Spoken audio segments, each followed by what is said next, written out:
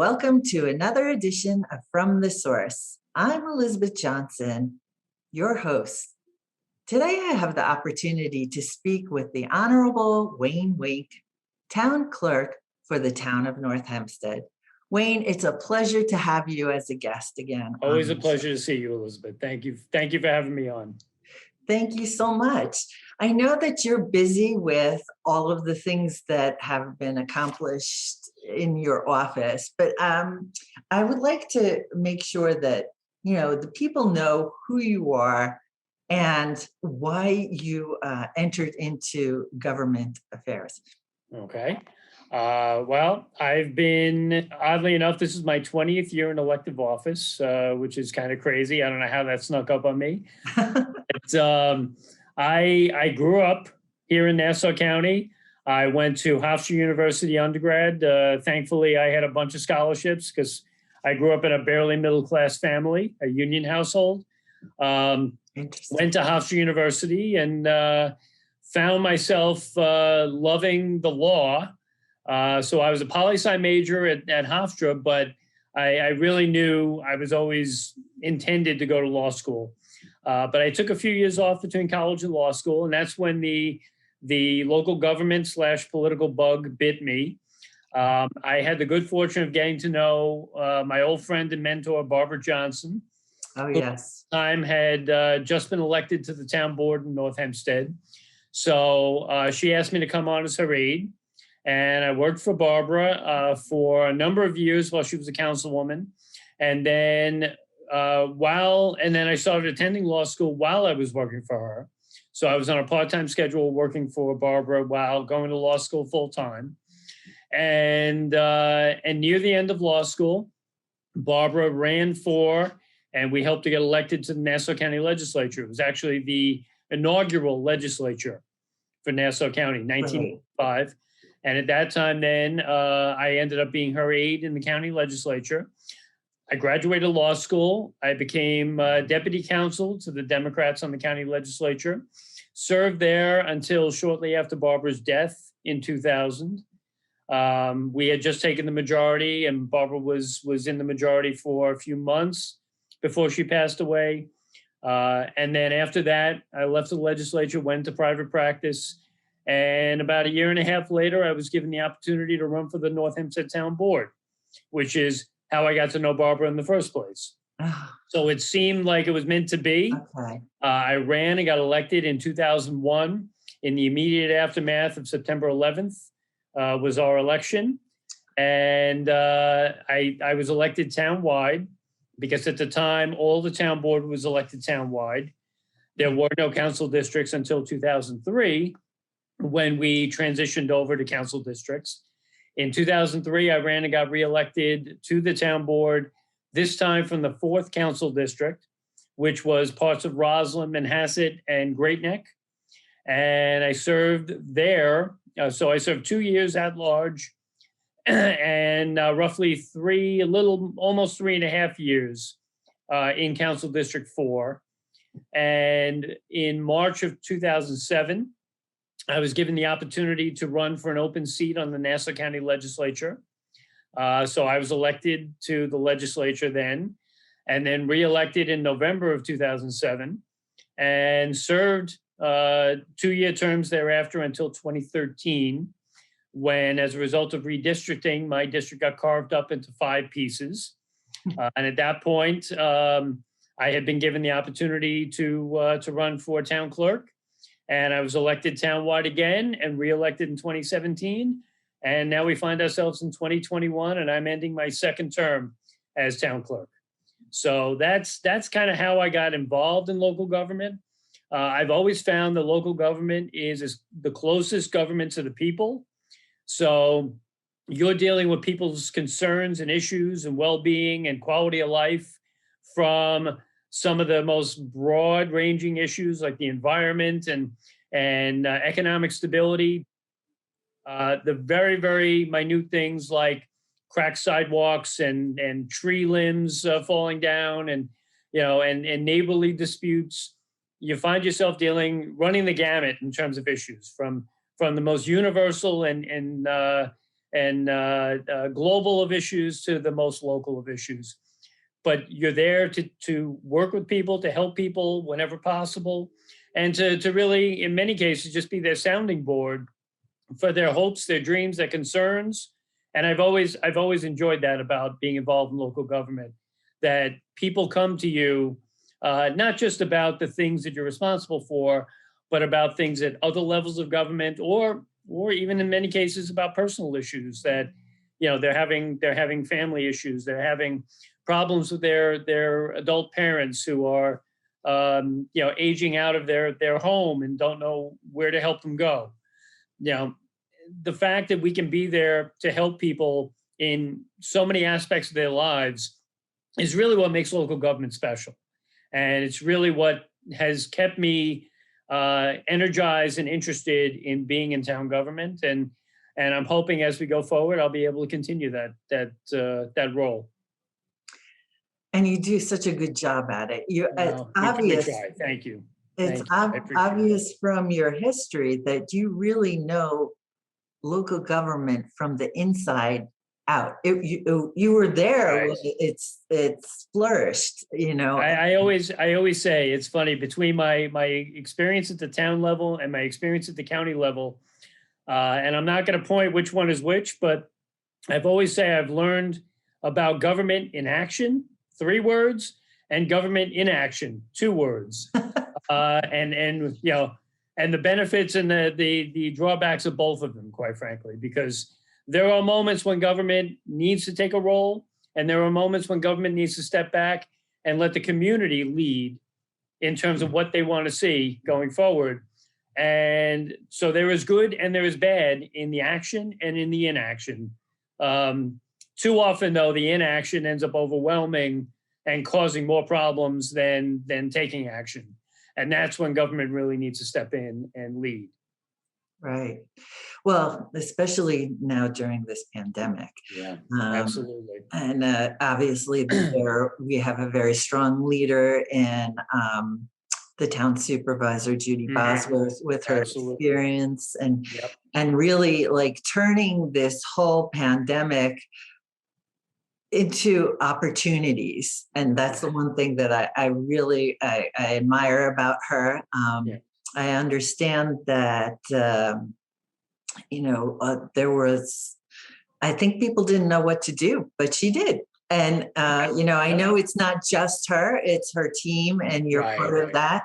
Right. And speaking of team, so tell me about the interaction of the town clerk's role with the board and the supervisor. Well, I've been giving this a lot of thought.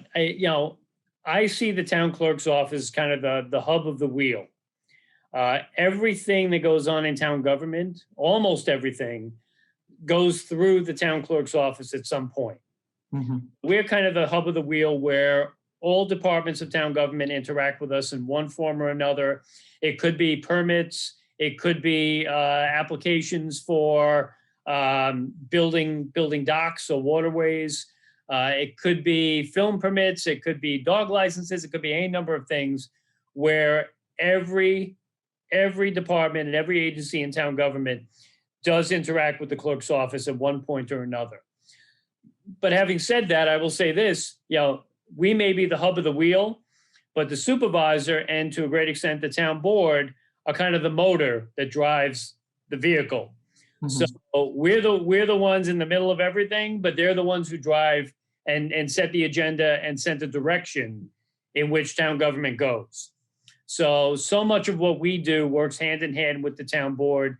Whether it be the fact that I'm the clerk to the town board, where we assist in preparing the calendar, we assist in the meetings. Anybody who goes on the meetings knows that I'm not only calling the agenda and calling for the votes, but I'm also keeping track of time. I'm calling on the speakers who want to speak outside of the board, and so in many ways, so much of what we do is hand in glove. The town board needs me, I need the town board in order to act on a lot of things. There are things that the town clerk does that are independent of the town board and even the town as a whole. And a lot of those things are permits and licenses and things like that, where we actually stand in the shoes of state government in so many ways. Whether it be birth records, death records, marriage certificates, hunting licenses, dog licenses, those are all functions of state law. So they're in some ways even apart from my functions as a town official, because they've been delegated by the state to the towns to administer, but the state kind of calls the shots and sets the general rules as to how we go about issuing certain licenses and permits. So in that regard, we're a little bit independent of the town, but we're very much a part of the town on a day-to-day basis. And so I really see the interaction between the board, the supervisor, and the clerk's office as us being able to help implement the policies that are driven by the town board and the town supervisor. You must have a number of people underneath you in order to accomplish all those tasks. We do. We have about 20 people who work here in the town clerk's office. When I came here, each of them kind of did their own thing. And if, I was finding, for example, if someone came in seeking an underground oil tank permit, there's a whole process for that starts and ultimately ends in the clerk's office.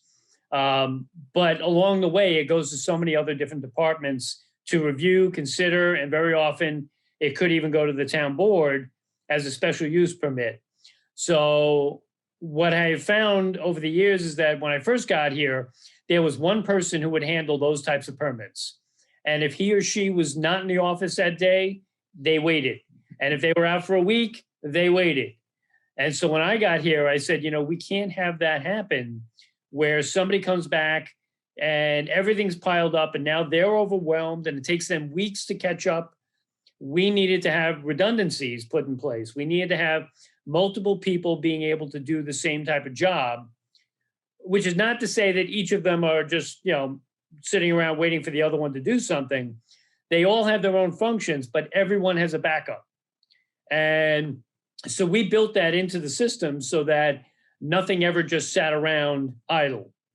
It would get processed immediately. It would get sent out to the departments it needed to go to, or we would issue the permits based upon who was responsible for what.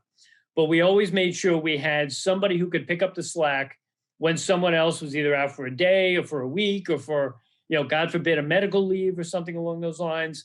And now with COVID, that's become even more germane. We've always made sure that we have another person who can pick up the ball and run with it so that things don't end up either falling through the cracks or sitting around waiting for somebody to get back. So that's one of the things we've really gone out of our way to try to do. So speaking of COVID and this pandemic, how has that impacted your job? I mean, you have numerous events and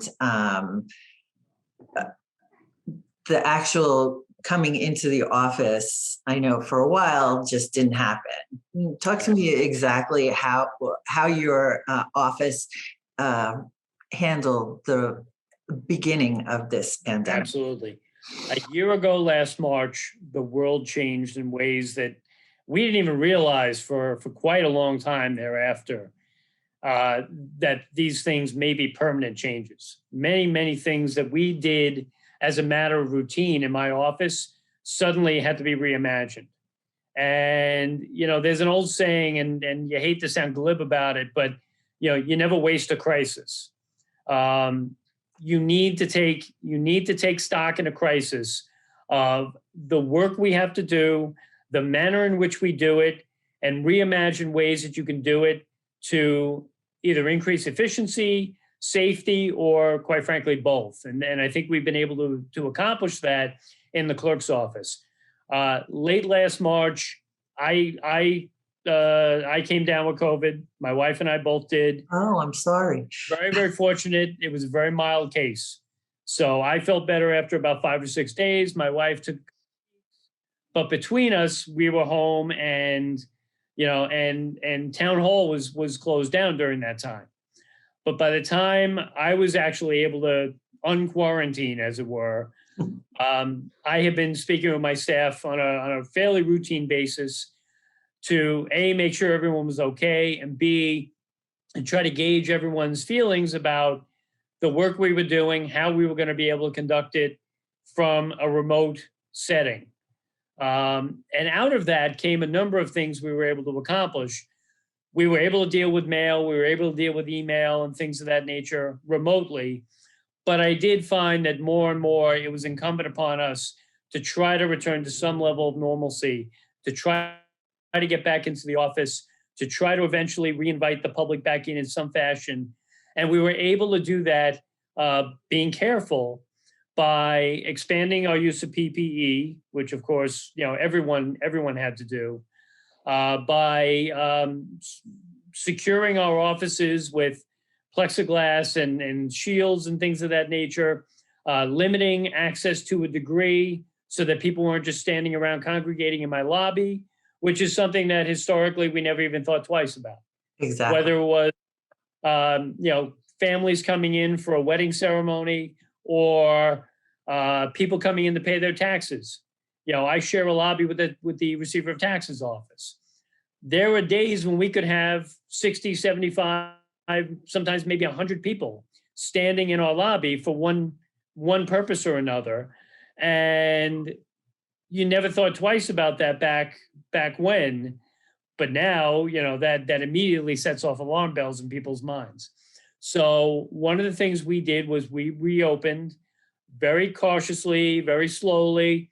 First, we opened on a part-time basis.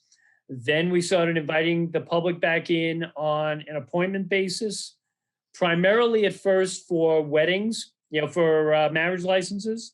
Okay. And then eventually for other documents like birth and death records, taxi and tow truck licenses, all the things that we've historically always done in this office without thinking twice about how many people would be showing up at the same moment. I always say outside of our town parks, my office with the receiver of taxes receives the most unsolicited constituent traffic of any place in town government. Right. And we know, when taxes are due, we know there's going to be an influx of people coming in. But you don't necessarily know when you're going to have 2 or 3 couples come in within 5 minutes of each other, all looking to get a marriage license, or if 3 or 4 funeral directors are going to come in seeking death certificates. You couldn't really gauge that initially.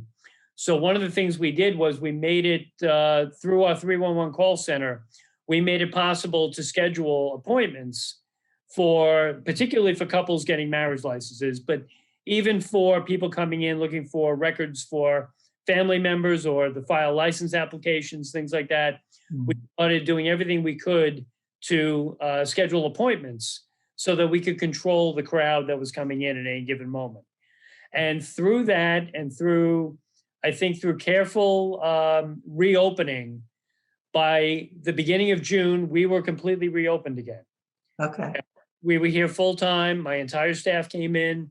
Most of them were coming in for at least part-time hours in April and May. So it was my intention to try to acclimate people to getting back into a normal routine, albeit with plexiglass shields and lines that you couldn't cross, and and PPE and all the things that are now kind of second nature. At the time, they all seemed very odd and very alien to us. And but the ability to bring people in and reacclimate them to the work environment, I think really paid dividends, because we really didn't miss a beat, thank goodness. Because I know we're going to talk about like the volume of work that we've done during the pandemic. One area where we saw significant increases was in the issuance of death certificates, unfortunately. I was just going to ask that question. Yes, and it was in some respects a perfect storm, because January 1st of 2020, we not only saw the early days of the pandemic begin, but we also had just taken over the registrar function, the vital records function of the village of Mineola. So whereas historically, this office has for a long time been the largest registrar on Long Island. We're not the biggest town. We're the fifth largest town on Long Island, but we are the largest registrar because of Northwell Hospital. Yes. We handle more births and deaths than any other town on Long Island. And in fact, even before 2020, we were one of the largest in the state of New York. But in 2020, not only did we have our function as the largest registrar, we took over the function of registrar for the village of Mineola, which is Winthrop, now NYU Langone Hospital. Right. So we took over all of their birth and death records as well. Not only the new ones, but we started taking in all the records that the village ever created, starting in 1906. Oh, wow. Now, when the village was first incorporated. So we were in the process of bringing in their old records and, as of January 1st, 2020, creating their new records. Because Mineola was no longer processing new births and new deaths. We were doing that. So the combination of COVID and Mineola, our numbers went through the roof to the point where we are probably now one of the top 5 or 10 largest registrars anywhere in the state of New York. And in some parts of the state, entire counties are considered one registrar district. So we now have a tremendous volume that we've been able to process profitably, quite frankly. I mean, we're able to do it through economies of scale. We're able to do it with less staff because of the staff we already had on board than the village of Mineola was able to. So what was a loss leader for them became a profit center for us in many ways. And then you add COVID onto it, and the volumes that we were handling were just through the roof. I mean, overall, we were about 26% more death records than what we had seen in 2019. And I can tell you that in 2019, the average week, we would process about 50 death records a week. Okay, which is a large number, you know, and should not be minimized. But I can also tell you that the first week in April of last year, we processed about 215 death records in 1 week. And so that kind of gives you an idea of just how much effort and how much pressure was, quite frankly, put on my staff to be able to deal with the combination of a worldwide pandemic that was affecting all of us individually and collectively, as well as increasing the job function that they have in the registrar's office.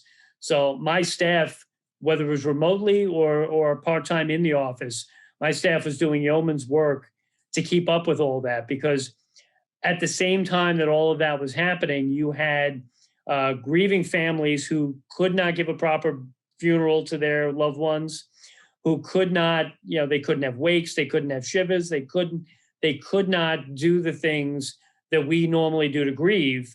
Right. And then many of them had idle time because they were home, you know, they were stuck at home, they were unable to go to work, they were unable to continue their life as normal.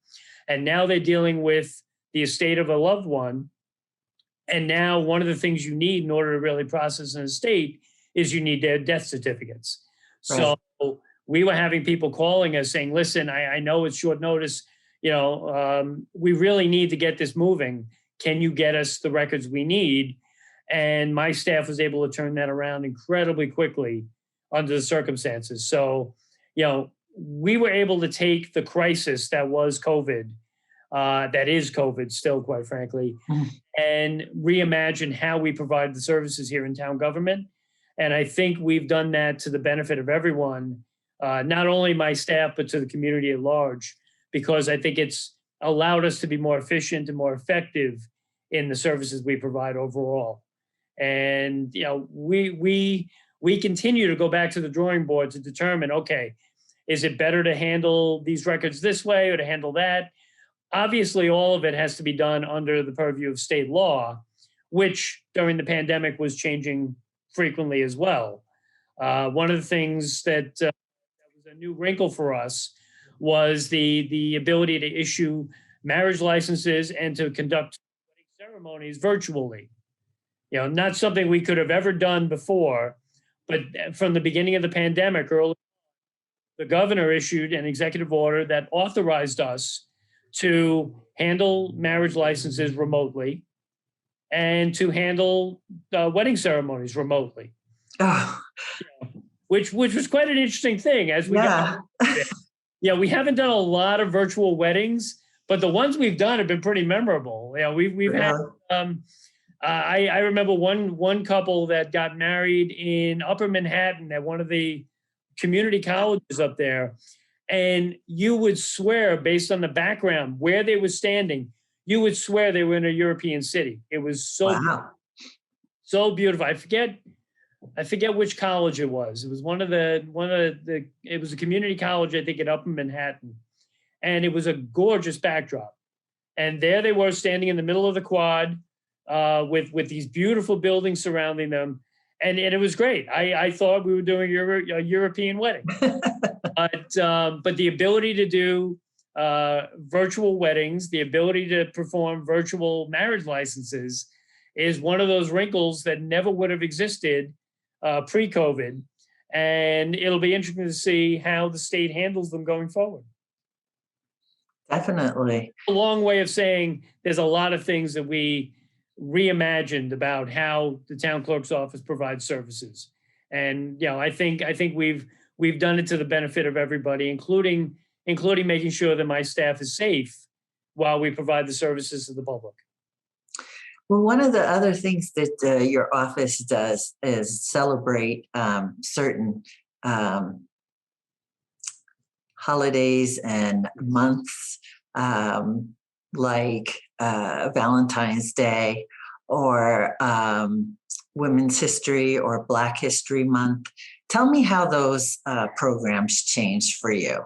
Well, they've all, for at least this year, for at least 2020, and seemingly at least the first part of 2021, they've also gone virtual, which is an interesting dynamic. I mean, for an elected official like myself, who was used to being out in the community 4, 5, 6 nights a week, at least one day on the weekends, usually parts of both days, for everything to come to a screeching halt last March was just culture shock. The fact that there were no events to attend, that you had to rethink how you were interacting with people, even for the simplest events, was really something we also had to address. And so, for example, last year, for the first time in 19 years, the September 11th memorial ceremony that we do had to be virtual. And so we ended up doing a pre-recording of it with all the usual parts of the ceremony that we normally incorporate. We streamlined it down a little bit, but I think in some respects it created a wonderful opportunity to kind of bring together so many different parts of the community, and to show how each community in some ways honors the victims of 9/11, whether it be through monuments or different plaques and or different services. We were able to kind of put that all together and overlay that onto the ceremony that we normally would perform here in person. So I think in many ways it kind of brought together the community in a way that maybe one live ceremony wouldn't have allowed for. Last year in 2020, we were able to do the Valentine's Day ceremony, where we renew the vows for 50 or so couples who have generally been married 50 or more years. And we had a whole luncheon and whatnot. Those are the good old days in the middle of February when we had no idea what was coming. This year, unfortunately, we weren't able to do that. But what we were able to do is two things. One, we created a program where we took 3 separate couples. One couple that was married 55 years, one couple that was married, I believe, about 25 years, and one couple that was newly married only about 3 months before. And we interviewed all 3 of them. And we created an entire program out of that, along with the town board and the supervisor with their comments and whatnot. And so we were able to do that type of a program because we had to reimagine. We couldn't, the last thing I wanted to see was 100 or so people in their 60s, 70s, and older gathered in the same room, having lunch together, doing a ceremony. It was unfathomable these days. Right. So that was a way to reimagine what we did. And we publicized that program so that people could identify with the couple that had been married for 55 years. People can, myself, I've been married almost 19 years. So the 25-year couple seemed to resonate with me about, the things that drew them to each other and the things that they have to deal with every day. And then you had the couple that was married for 3 months and to tell us what it was like to get married during the pandemic was a whole other thing. And that was an interesting element because one of the things we found, we were effectively closed for weddings for a good 2, almost 3 months. Right. But yet at the end of the year, we issued more marriage licenses in 2020 than we did in 2019. Really? On nearly as many ceremonies in a much shorter period of time. Wow. So we were doing more ceremonies, some of them virtual, many of them in person. Weather permitting, we've always had the advantage here.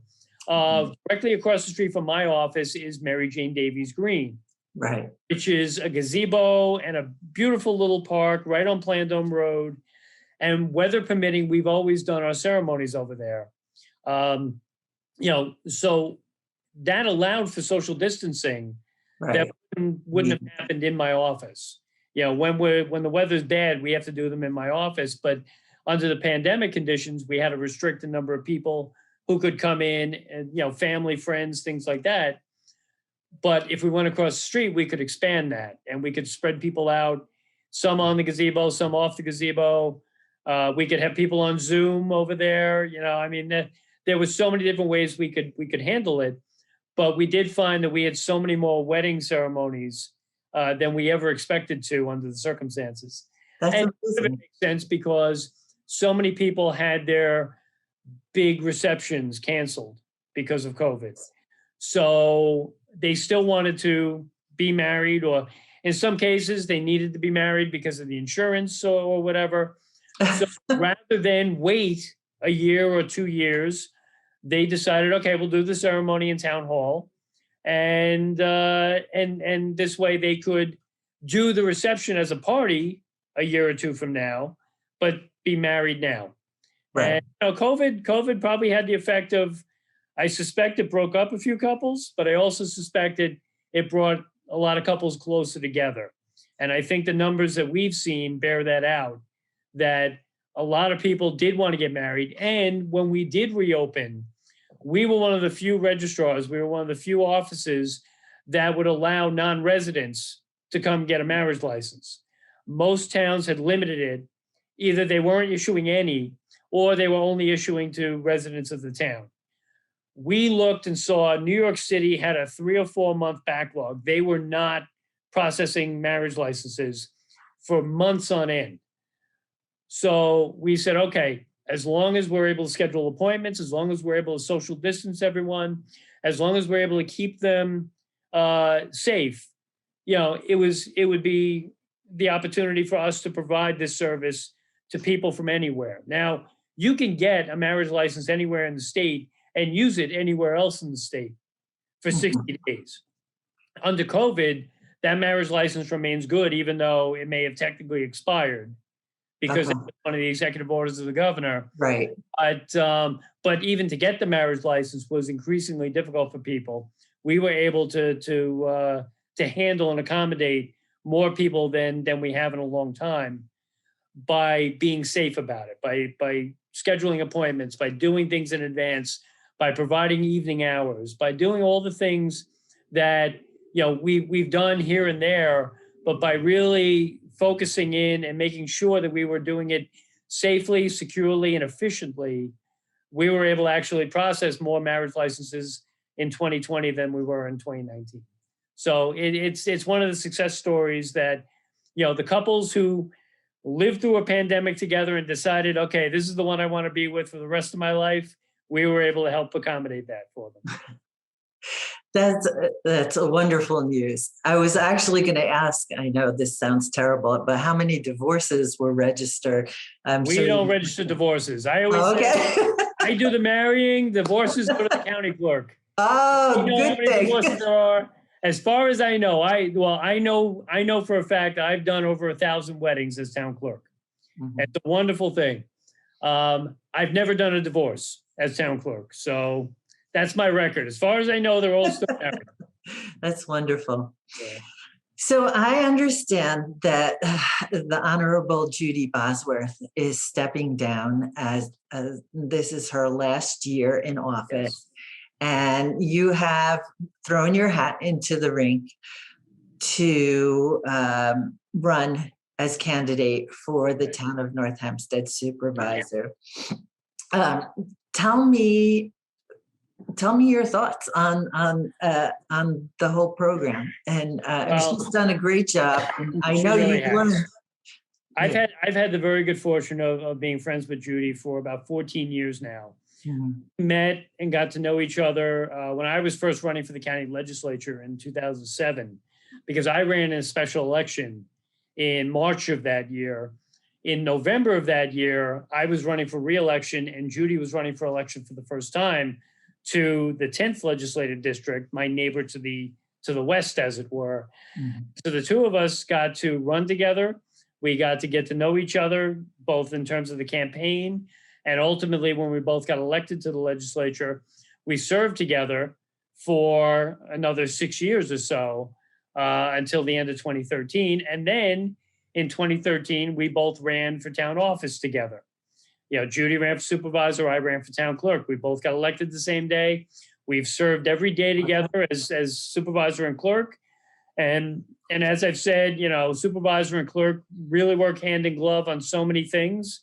We're the implementation of so many of the policies that are set by the town board and in particular by the supervisor. So, you know, we've been able to work very well together for the last 7+ years.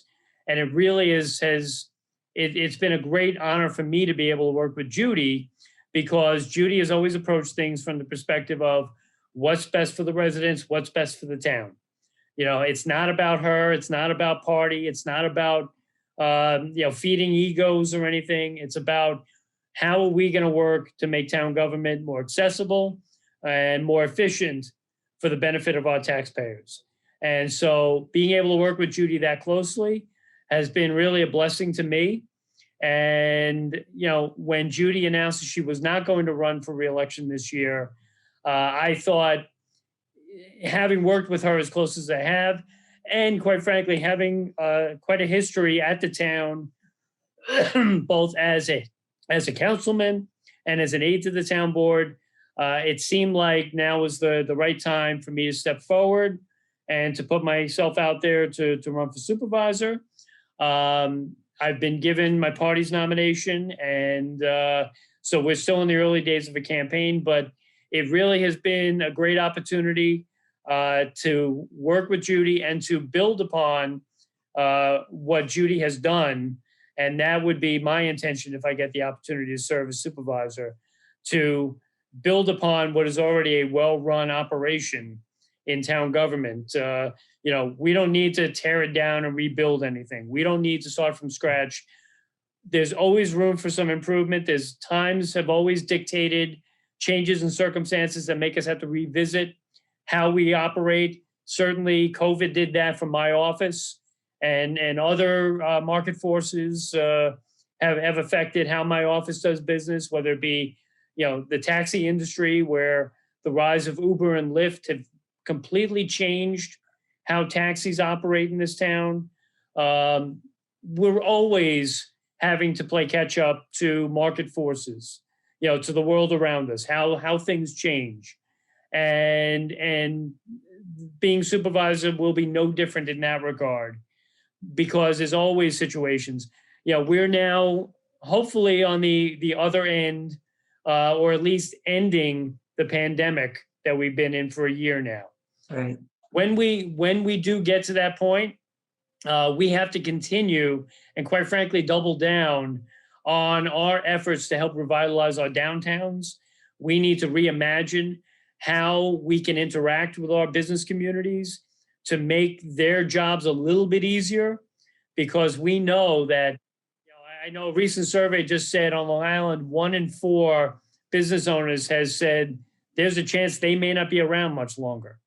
And we already know how many we've lost as a result of COVID, not only lives, but businesses, and so much economic development has fallen away because of the restrictions under COVID.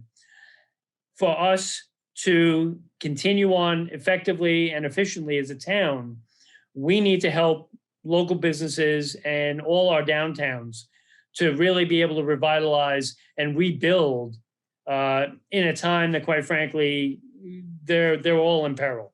They're all at risk, whether it be a restaurant or a local mom and pop retail operation.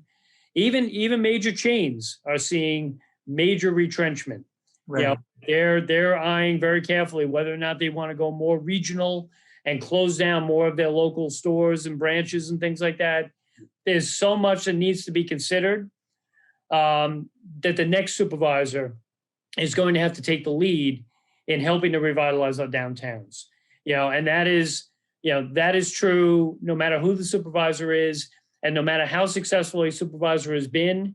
There are always circumstances that are going to emerge that are going to make us have to reimagine how government should be interacting, whether government needs to change the way we handle dealing with small businesses, whether it's our building department, our planning department, our BZA. There's so many things that we have to reimagine, and we have to help local business not only stay in business, but thrive when we do finally get to the other side of this pandemic. And that, I think, is something that as supervisor, I would be committed to doing. Now, you had mentioned earlier in the interview that the town clerk and the supervisor work in tandem. Right. Who is going to run for your position on the Democratic ticket?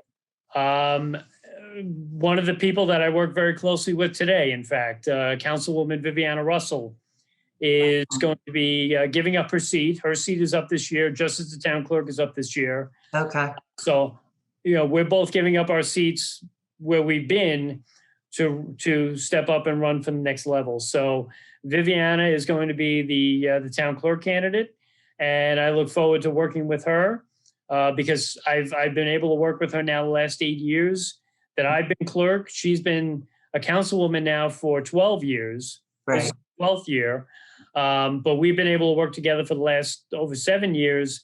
And I think we've done some tremendous work in and around her district, which is Westbury, Newcastle, and Carl Place and Old Westbury.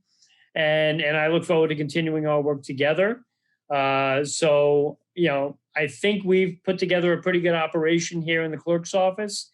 And just as I'm hoping to inherit a very, very well-run town government, I'm hoping that Viviana will have the opportunity to inherit a very, very well-run town clerk's office. And I look forward to the opportunity to do that. But ultimately, it is up to the voters. So yes. Well, Wayne, I want to thank you so much for taking time out of your busy schedule. I mean, it's from what you have on your plate today. And I know that I asked if I could come back and speak with you again closer to the election. And Yep, I wish you all the best. Thank you for the great job. And I thank you for watching From the Source. Thank you, Elizabeth.